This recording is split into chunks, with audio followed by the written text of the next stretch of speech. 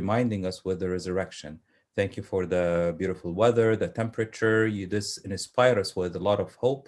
And this is the time that we need a new hope to be renewed in us, especially with what we are going through with the maybe different types of news and different time of ups and downs and maybe some confusing or news that is making us anxious.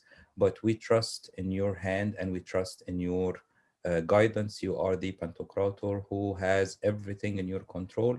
Allow us to sharpen our hearts and our minds and our eyes to really learn from what you want to teach us in life in general and in our session today. Allow us to have open minds to really learn how to really care for one another, how to be able to be kind and gentle and compassionate with one another, because this is what you said to us. This is your commandment.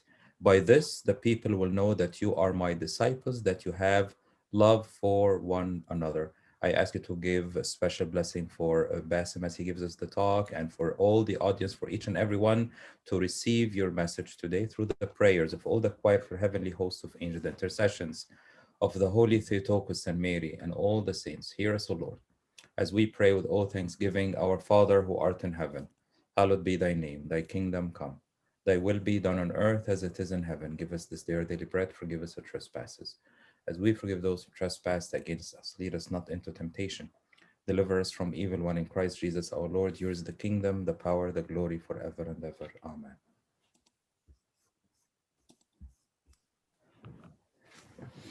All right, we're happy to have Bassem with us today. He has been a speaker with us in the almost a year ago, kind of in the valley.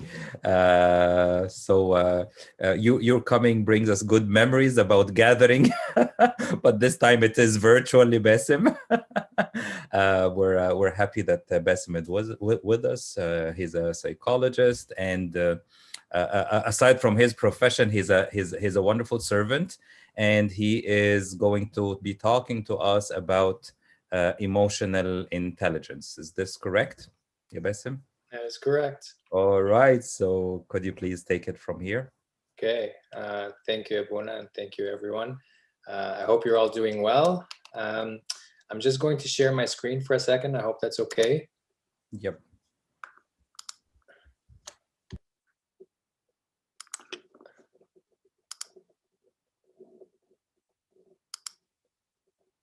Can you guys see the screen? Yes. So you see the title, Emotional Intelligence. Okay. Yes. All right. So thank you again for this lovely introduction, and thanks for inviting me again. I'm going to assume that inviting me again means that I didn't do a terrible job the first time and that I'm welcome back. But if that's not the case, then I hope that this is my redemption. So again, I hope you guys are all doing well during these difficult times.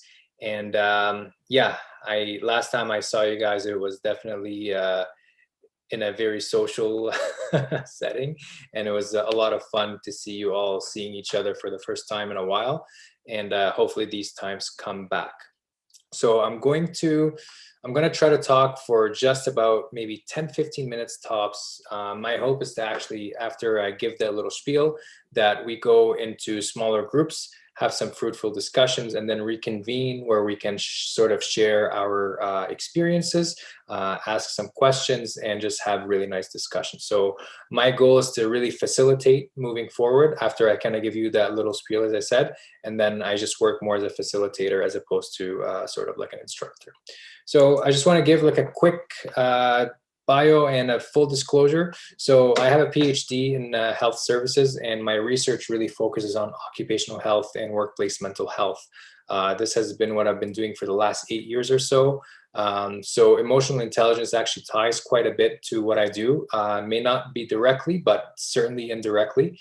I'm also a professor at the University of Guelph. So I'm currently an adjunct professor, and starting in July, I'll be an assistant professor in the Department of Population Medicine. So the big full disclosure here is, as a psychologist, I work with children and adults. Please note that what I'm offering you here today is not psychological advice. Please do not think that I'm analyzing you, because I don't do that. And that basically this is based on research. Another full disclosure is that I have a big dog who likes to interrupt all my meetings, and she does not seem to understand the concept of confidentiality. I don't know if you guys can see her from here or not. Here, Miley. Yes, yes. This is Miley. She's about 120 pounds, and she has no boundaries. So, but she has really good emotional intelligence, actually, because when I give her the look, she knows that I'm not happy with her, but that doesn't necessarily mean that she does anything with that. Okay, so let's get started. I thought a nice way to break this sort of discussion is by first explaining what intelligence is. So we talk a lot about intelligence, but what does it really mean? Okay, so we always say, oh, this boy or this girl is really intelligent. You know, they're really good at this, this, and that. Oh, they can remember things really well. Or you can say, oh, you know, this person is going to medical school. They must be really intelligent. And we ask ourselves, are they?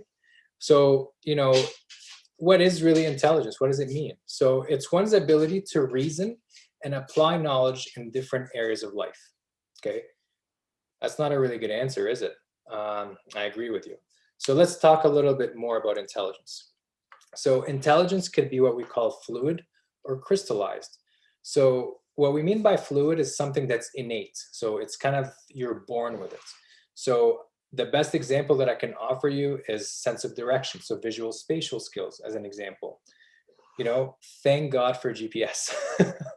I get lost anywhere I go. So if it wasn't for a GPS, I don't know where I would be, probably lost. So, but my visual spatial skills are really, really poor. And no matter how much I try to rehearse and practice and all this stuff, it's still something that I'm really struggling with. My wife, on the other hand, Christine, you can put her anywhere and she'll find her way back. She just has that internal compass. She knows how to basically find her way. So she has really good visual spatial skills, and she's an engineer, so that obviously makes sense. Crystallized intelligence, on the other hand, is acquired knowledge. So crystallized intelligence is usually tied with verbal intelligence or verbal reasoning. So people usually actually improve with age with their crystallized intelligence. So their vocabulary and their kind of thesaurus in their head, basically. So these are things that you acquire. So these are forms of intelligence here. Also, abstract versus concrete. So one example of a concrete example is if I were to ask a child, as an example, one of the verbal reasoning tests that we do is, in what way is a pencil and a pen alike? Well, this is really easy. They both are things that I can hold and write with.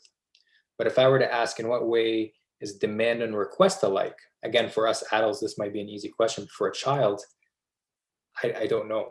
Or they might say they're not alike, because one is to demand and one is to request, right? So again, one is kind of, intelligence can be abstract and it could also be concrete. And as I've alluded to already, is intelligence can be visual or verbal. So this is to say that I know online you can find these IQ tests that people take, and you say, oh, you know, if you can answer these 10 questions, you know, your IQ is this and you're a genius and so on. Or if you play these word games on your phone, like word stacks or whatever it's called, you know, if you do well, then you're smarter than Einstein. That's merely one form of intelligence, and it's actually not even a good predictor of intelligence. So again, intelligence, when I do an IQ test, and that's actually a really big part of my job, is there's different parts of intelligence. And putting them together sometimes may give you an overall score, but sometimes these scores can be so scattered that it doesn't really make sense to give an overall score.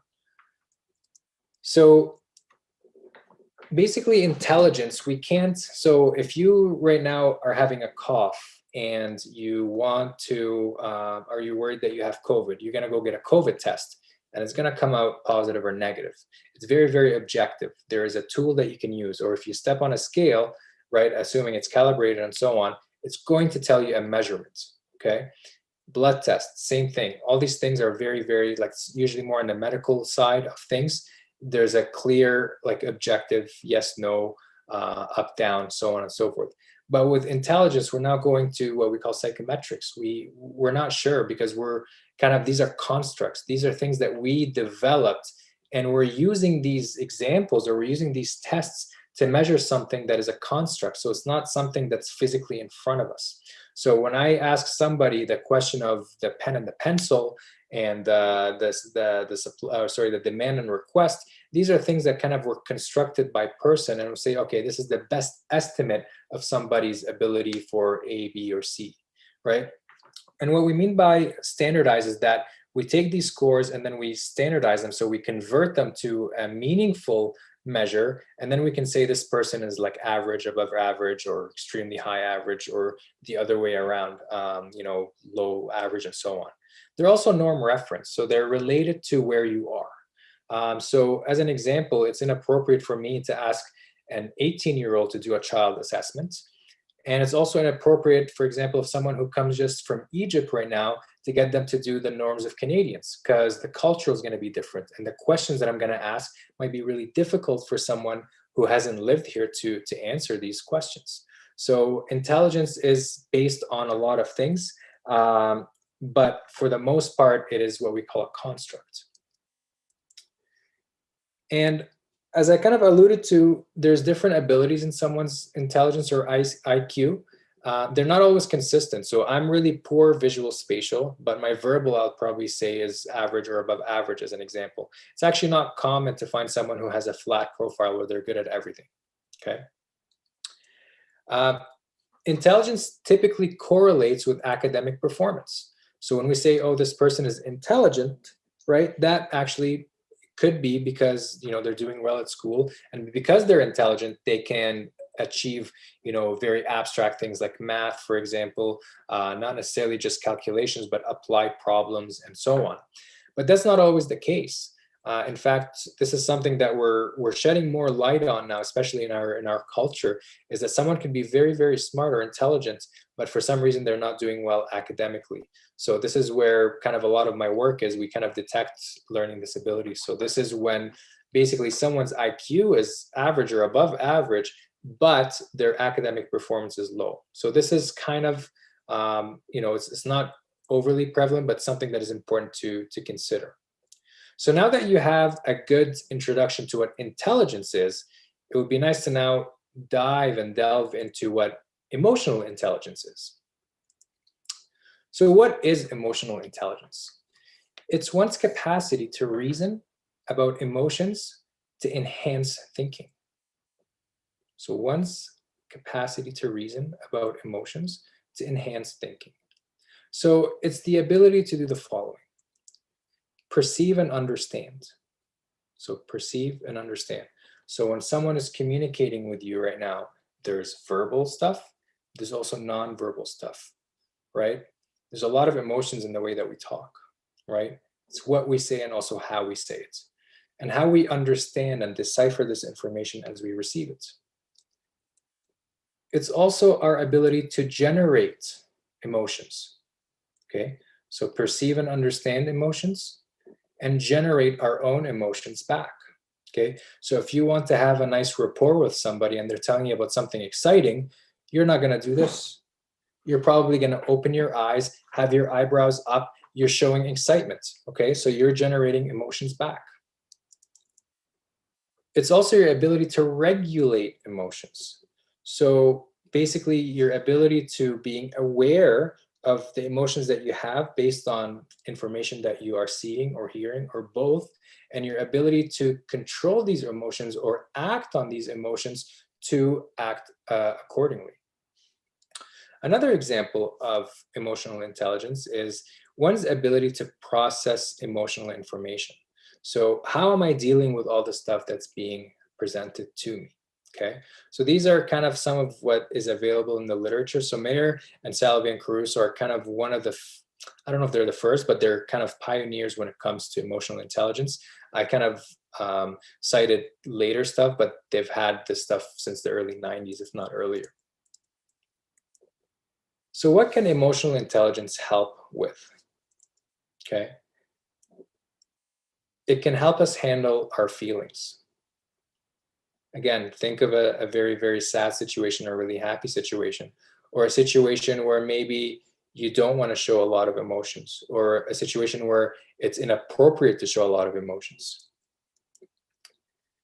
It actually helps a lot with our ability to be motivated to do things. Okay. So motivating ourselves to get work done. Okay. And with that, it's actually also allowing us to be creative. So if you're facing some form of adversity, so think of, for example, when the COVID-19 sort of started happening and the restrictions happened for the first time, and people were basically asked to stay home. How did you deal with that? Were you able to motivate yourself to get work done? Were you motivating yourself to be creative and think outside the box on how you can, example, feel happy still, or to be supportive around the people who are around you, for example? Okay. And of course, being sensitive to others. So these are really big, important pieces about emotional intelligence. Can I be sensitive to other people's needs? Can I read the room and being able to tell if somebody's upset, happy? How can I be helpful towards them? And also how to handle relationships well. Okay. So am I able to kind of have a good give and take with people? Am I able to have people establish trust within me? Am I able to allow people to, I don't know, feel comfortable to reach out to me for things? So this is a really important one in the workplace. If you are, especially if you're a leader, if you're in management, how can you allow your team to feel comfortable to come to you? Okay, so these are really, really important things that we look at. And in the literature, I can talk about this all day. For example, when it comes to leadership and transformational leadership styles and so on. But one of the big things that causes burnout in the workplace, believe it or not, especially in the healthcare field, is when things happen and there's no debriefing and the supervisor is not doing check-ins to see how you're doing. They feel burnt out because they're saying, you know what, my own employer doesn't care about me, as an example. So this is a really big, important piece to have. As a leader right now, am I checking in on my team to see how they're doing? And is it superficial? Can they tell my sincerity? Would they feel comfortable coming to me if a problem happens? These are all important things to consider. So I'm going to use, if you go on Google right now and you looked up what emotional intelligence is or what the dimensions are, there's lots. And I'm not saying one is right and one is wrong. I'm just using Goleman's dimensions of emotional intelligence. So there are 5. And the first one is called self-awareness. So this one is pretty self-explanatory, but I'll explain it anyway. So it's basically when you say I know what I'm feeling. So when an emotion or something happens, positive, negative, neutral, and so on, you can sort of do that assessment of yourself to know how you're feeling about it. Okay. And also having the confidence, if it's something, for example, negative, that you can overcome it or how you can deal with it. So that's the first dimension of emotional intelligence. The second one is self-regulation. And I find that self-regulation is kind of like the continuation of self-awareness. So I'm aware of how things are, how it's affecting me, and I can tell how I'm feeling and so on and so forth. But am I conscientious on how I'm handling these emotions? Okay. So for example, if you're in a meeting and, for example, the boss or somebody or your husband, wife, or family member, or so on, say something that's really upsetting, right? Are you able to self-regulate? Are you aware of how you're feeling, and are aware of how you're going to act? And the whole point of self-regulation is to enhance or facilitate, a task in mind and not interfere with it. Okay. So again, if you react to something, you might be interfering with a goal that you have in mind. So self-regulation is important. So self-regulation is actually a really big piece, especially for someone who has ADHD, for example. Sometimes they kind of think before, or they act before they think, type of thing. So self-regulation is a really important piece. How can I sort of, absorb the information and act appropriately afterwards? Okay. The next one is motivation, which is my ability to move towards a goal. Okay. how can I intrinsically, so from the inside, being able to stay motivated and do what I'm supposed to do? Sorry, I don't know why, but I have a fax machine that I never use and it just rings randomly. It's probably just all these cold calling. So please forgive me for that. Um, it's basically taking the initiative to improve and persevere. So again, I always use COVID as an example of that, is how can you get through the difficult challenges that might be presented to you and motivate yourself to get through it. Empathy. So we talk a lot, in mental health about empathy. So being empathetic or empathic, it's really something that's really important to have, which is inviting yourself to try to sense what that person is feeling. You're not trying to feel what they're feeling per se, but you're trying to see what they're feeling. So if someone is really sad right now, you don't have to feel sad, but you can say, I see that you're sad, right? So being empathic, that must be really, so when somebody tells you something like really bad news, right? And maybe it doesn't affect you, but it affects them. One really good answer is, this must be really difficult for you, right?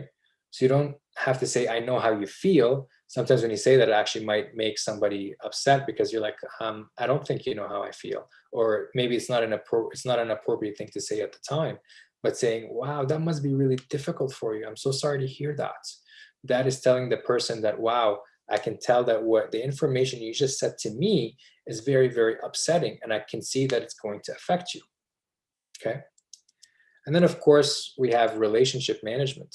So it's basically um, the ability to network with people, the ability to interact smoothly with people, the ability to basically handle social situations. So reading the crowd, right? This is very, very important things, whether you are a coworker, a leader, if you live in a big family, whatever the case is, but being able to read the room and being able to read people's emotions around you is one aspect of relationship management, but also being able to network and kind of starting small talk, right? And this is an important part if you are, looking to start a relationship, for example. Sometimes you're like, this is awkward. I don't know how to to kind of answer or how to speak to somebody. But sometimes the easiest thing is, hey, so I hear that you like, for example, soccer. I do too, right? And just having that smooth conversation with somebody, right? These are really important things that are the dimensions of emotional intelligence. And they're absolutely crucial in our day-to-day stuff. Again, whether you're working or you're at school or you are looking for a relationship, these are very big core pieces that I look forward to the discussion that we're going to have about it. Okay. So let's sort of contrast between intelligence and emotional intelligence. So they're both constructs, okay? Um, they're both things that you cannot just physically measure. We just kind of have questionnaires and things like that that allow us to measure them, okay? IQ is fairly stable to some degree. So as an example, if somebody has an intellectual disability, if you look at this chart here that I have, usually someone with an intellectual disability is in this range, okay? If I test them and they're old enough and they meet the criteria along with other things, I don't need to test them 20 years later and say, I want to make sure that you still have an, intellectual disability. Some cases you need to do that, but for the most part, IQ is stable. IQ is really important for diagnostics. So I said intellectual disabilities, ADHD, learning disabilities, and so on. But emotional intelligence is important in other ways. So one, it can be innate. So it's something that you can kind of be born with from hereditary reasons, as an example, but it also depends on other factors. So you can actually improve your emotional intelligence. And this takes time. So I actually find, and this is probably purely anecdotal, is that because of the world that we live in, whether it's pandemic or not, um, we're heavily basically dependent on electronics. So having that face to face is becoming like a scarcity in a way. So the younger generations, their social skills may not be as strong, so their emotional intelligence may not be there. So as an example, just making eye contact with somebody when they're talking. Can you imagine you're talking about something really upsetting and the person in front of you is not even looking at you or doing something else? That is emotional intelligence. Are you being aware of how are you self-aware, and how you're being perceived? So this is an important piece. So it can be depending on electronics. It could be also on depending on positive things. So if you, for example, are in a family where good communication is really important, or you've had mentors where they're really good leaders in the workplace or at school, and they were able to basically mirror um, what good emotional intelligence is like without actually labeling it as that, right? Um, but sometimes, and actually some occupations, they take you through courses that are very much involved with emotional intelligence. And I'll give you the best example right away, which is your satellite provider, your cable provider, your internet provider, any of these people. How many of you have had some sort of disruption in your phone, internet, or cable once upon a time, and you had to call? And you're usually calling and you're saying, nope, I don't even want to talk to the representative. I want to talk straight to the manager because I'm very important and I need this fixed immediately, right? And what do they say? You'll find that they hardly ever say, oh, absolutely not, you were wrong, you didn't set up your internet correctly, or you did something wrong. They're going to do the actual opposite of that. What they're going to tell you is, wow, I can tell that you're really frustrating. If this happened to me, I'd be very frustrated too. I can see that this is very important to you. Okay. And then once they say that, what do? You usually stay quiet because you're like, yeah, this person heard what I said and they actually feel, or they're being empathic or empathetic towards me, right? Or you're saying, yeah, right, you got it, right? So that's coached, right? So emotional intelligence, it could be very much a script, but after a while, when you see how people respond to the way that you say things, or even the way non-verbally you do things, it becomes something that you now add into your way of communication. Okay, so I always use that example. When you call the internet or whatever and you're frustrated, they never say you're wrong. They're actually going to say, oh, that must be really difficult, I'm sorry to hear that. Okay, so they're absorbing that negative energy, and they're allowing you to share your frustration, and they're telling you, listen, this sucks, and let's see if we can work on it together. Okay. um, Another one too, I always give this example, especially not to criticize the Coptic community or Egyptian community, because we're becoming more of dog lovers as we go, but I always say this example to really bring the point across, which is, if I were to sit right now with somebody and I'm very upset, and I say my dog just died, okay? Someone with high emotional intelligence isn't going to look for the solution, at least not right away. They're going to sit there and focus on the emotion involved. So one example, and I've tested this a lot of times, no one here in this chat room, but I would say, oh, my dog died. And they say, oh, that must be difficult, right? Some would say that, but a lot of them would say, malish, you can get another dog, right? They go straight to problem solving, right? So right away, they're dismissing how you're feeling. So the emotional intelligence there, are you self-aware? Are you able to regulate that? Or are you jumping straight to solving the problem? Also, are you able to read the person in front of you?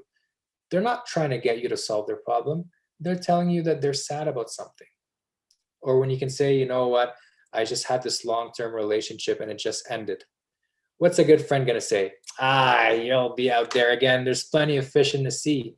They mean well. They're not trying to cause any harm. In fact, they're trying to get you to that point where you may not be there. But, someone with high emotional intelligence, and I'm not saying people who are close to you don't have that, but the people who are close to you often don't want to see you sad, so they want to skip a few steps, right? But the important thing here is saying, oh my goodness, that must be really difficult for you. How are you doing? How are you dealing with that? Right? So you're sitting with the emotion as opposed to jumping to the solution. sometimes when someone is saying something to you, being so self-aware of what's being said and how it's being said, they may not be looking for a solution. They may be looking for just someone hearing them. And it's actually very therapeutic sometimes when someone is upset to say something out loud, just get something off their chest. So it's their way of processing things. And hearing someone who's empathic or empathetic, which is a huge part of emotional intelligence, and having that give and take so that relationship building or relationship management, sorry, is really, really critical. So that is basically my presentation. Again, as I said, I wanted to keep it as short as possible. And what I want you to do right now in your groups, and I ask Abuna or Marina if you can help me with this, we're going to break you into smaller groups where you will be basically talking on how you think emotional intelligence can, or the implications of emotional intelligence are in our relationship. So this could be romantic or non-romantic, in our work, and also as Christians. So this is a piece that I haven't mentioned yet, and kind of the strategic. So it really gets you to be creative, and also be motivated to think of solutions. And you notice I'm using keywords from the earlier presentations. So I will stop talking here, and I will leave it to Abuna and Marina to do the next part. Thank you so much, Bassem. This was like an amazing talk so far. I think Aki will be creating the breakout rooms, and we'll be able to discuss a little bit more about emotional intelligence. And then we'll regroup back in the main session afterwards. Yeah, Bassem, if I can just ask, how big of a group do you want? We've got 25, we've got 24 people. How big or how small do you want the groups to be? I guess maybe groups of 6.